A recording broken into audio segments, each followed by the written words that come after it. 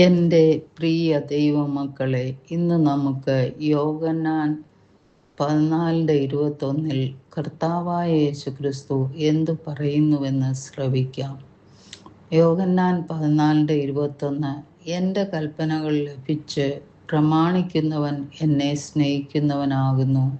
എന്നെ സ്നേഹിക്കുന്നവനെ എൻ്റെ പിതാവ് സ്നേഹിക്കുന്നു. ഞാനും അവനെ സ്നേഹിച്ച് അവന് എന്നെ തന്നെ വെളിപ്പെടുത്തും. അന്ത്യത്താഴവേളയിൽ തന്നെ ആസന്നമായ വേർപാടിനായി ശിഷ്യന്മാരെ ഒരുക്കുമ്പോൾ അവരോട് നടത്തിയ ഒരു പ്രസംഗത്തിൻ്റെ ഭാഗമാണ് ഈ വാക്യം. അവൻ അവരെ ആശ്വസിപ്പിക്കുകയും പ്രോത്സാഹിപ്പിക്കുകയും ചെയ്യുന്നു. പരിശുദ്ധാത്മാവിൻ്റെ വരവിനെക്കുറിച്ച് അവരോട് പറയുന്ന അവൻ്റെ പഠിപ്പിക്കലുകളിൽ വിശ്വസ്തത പുലർത്തുന്നു. സ്നേഹം, അനുസരണം, ദൈവവുമായുള്ള അടുപ്പം എന്നിവ തമ്മിലുള്ള ബന്ധത്തെ അദ്ദേഹം ഊന്നി പറയുന്നു. യേശു തൻ്റെ കൽപ്പനകളെ അനുസരിക്കുന്നതിനെ തന്നോടുള്ള സ്നേഹവുമായി ബന്ധിപ്പിക്കുന്നു.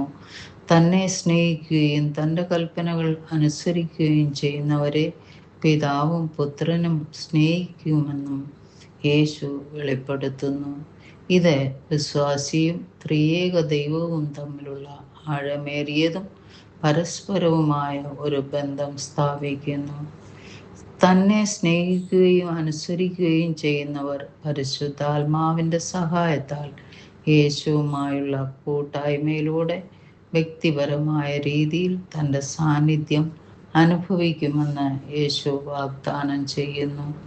എൻ്റെ കൽപ്പനകൾ ഉള്ളവൻ എന്നത് യേശുവിനെ പഠിപ്പിക്കലുകൾ അറിയുകയും മനസ്സിലാക്കുകയും ചെയ്യുന്നതിനെയാണ് സൂചിപ്പിക്കുന്നത്.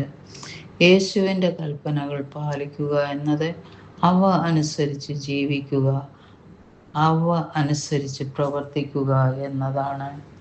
എന്നെ സ്നേഹിക്കുന്നവൻ അവനാണ് എന്നതിൻ്റെ അർത്ഥം യേശുവിനോടുള്ള യഥാർത്ഥ സ്നേഹം വാക്കുകളിൽ മാത്രമല്ല, പ്രവൃത്തികളിലും പ്രത്യേകിച്ച് അവൻ്റെ ഇഷ്ടത്തോടുമുള്ള അനുസരണത്തിലും ആണ്.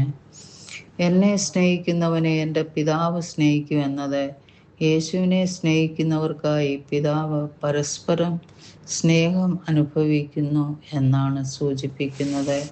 ഞാൻ അവനെ സ്നേഹിക്കുകയും എന്നെ തന്നെ അവനെ വെളിപ്പെടുത്തുകയും ചെയ്യും എന്നതിനർത്ഥം യേശുവിൻ്റെ സ്നേഹവും സാന്നിധ്യവും അവനെ യഥാർത്ഥത്തിൽ അനുസരിക്കുന്നവർക്ക് വെളിപ്പെടുത്തപ്പെടും.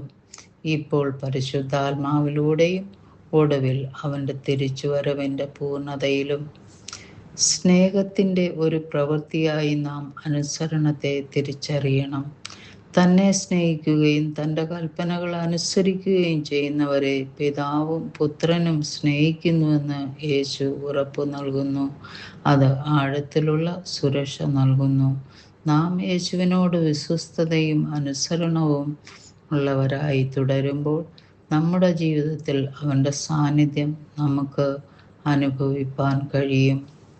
സ്നേഹപിതാവേ, അങ്ങയോടും പുത്രനോടും പരിശുദ്ധാത്മാവിനോടുമുള്ള ആഴമേറിയതും അടുപ്പമുള്ളതുമായ ഒരു ബന്ധത്തിനായി ഞങ്ങളെ അനുഗ്രഹിക്കണമേ. അവിടെ സ്നേഹവും അനുസരണവും വേർപിരിയുന്നില്ല, മറിച്ച് സങ്കീർണമായി പരസ്പരം ഇഴചേർന്നിരിക്കുന്നു. യേശുവിൻ്റെ നാമത്തിൽ തന്നെ ആമേൻ.